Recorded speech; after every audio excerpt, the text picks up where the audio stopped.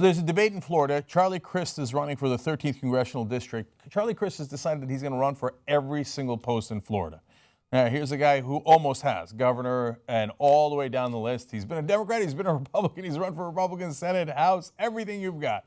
Okay, so now he's running as David Jolly for a U.S. congressional seat, and now he's a Democrat, if you're following along in Florida politics. And so they're going to ask him, well, if you're a Democrat now, he used to be a Republican, of course, and was an independent. If you're a Democrat now, well, the head of the Democratic Party is Hillary Clinton. Do you support her?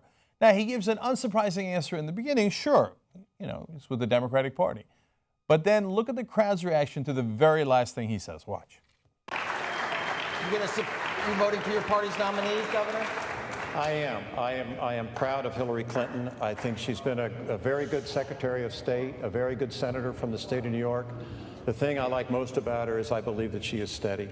I believe that she is strong. I believe that she is honest. And I look forward to voting for her. Governor Crist? They LOL'd. Literally. That's a LLOL. So, look, I don't care much about Charlie Crist. So Charlie Crist versus David Jolly. It's actually a fairly interesting congressional race if you care deeply about politics. And I moderated a debate between David Jolly when he was running for the Senate this year, and then when Marco Rubio came in, he switched over. All that is lovely Florida politics, but that's not the interesting part of the story. The interesting part is all of the audience, and that's not just a Republican audience, that's a mixed audience from Florida, and their reaction to the idea that Hillary Clinton is honest. Democratic Party establishment, you knuckleheads, what have you done? What have you done? You thought that she was the better candidate. State of Florida, pretty relevant electorally in a national election for president, and you've got a crowd there laughing out loud at the idea that your candidate is honest. Oops! Oops! It turns out that we weren't just telling you that Hillary Clinton's a bad candidate because we like the other guy. It's because we were right. But they'll never admit it. And look, I don't know if the Democratic Party, we've gone over this a million times, if they're just stupid and they're like, oh yeah, I bet America loves the establishment. Hey, here's what I'm hearing on the streets. The status quo is wonderful. Or if they think, oh yeah, I know, Bernie Sanders is of course a better candidate, but who cares?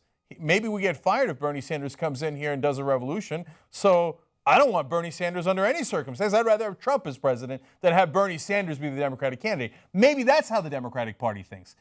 Or it's a combination of the two. They're like, Bernie Sanders under no circumstances, plus we think Hillary Clinton's great and American people love status quo. Probably the answer is both. But that's in Florida, that's right now, and the whole country, and maybe even the whole world, is in a world of trouble because the Democratic Party thought Hillary Clinton would be a lovely candidate. You can say bygones be bygones, and look, we're not going to redo the primary. And for all you Bernie supporters, I love you, but there is no rule where we get to redo the primary. That's not a thing that exists. I'm telling you this, not just to rub it into the Democratic Party because they were wrong and we were right, and not just because if Hillary Clinton loses, they will go around and blame the people who were right instead of taking responsibility for their idiotic actions, okay? But it's not about any of that. It's about we've got 48 days to Armageddon. Trump is leading in Florida. Trump is leading in Ohio. And the Democratic Party still thinks, oh, we can't lose. Hillary Clinton's a great candidate. She'll probably win in a landslide. Get your head out of your, let's be polite and say, get your head out of the sand, okay? She's losing. She's a terrible candidate. Figure out a strategy in the next 48 days to turn around. Otherwise, you're going to make Donald the monster, idiot, whatever you want to call him, loser. It doesn't matter what you want to call him. Donald Trump will become the most powerful man on earth. Jesus, what have you done to us? Turn around quickly. Find a way to win this election. Otherwise, you might have ruined the whole world with your arrogance. You power the Young Turks. We do this all through membership. tytnetwork.com/join. Let's build a media that we can believe in.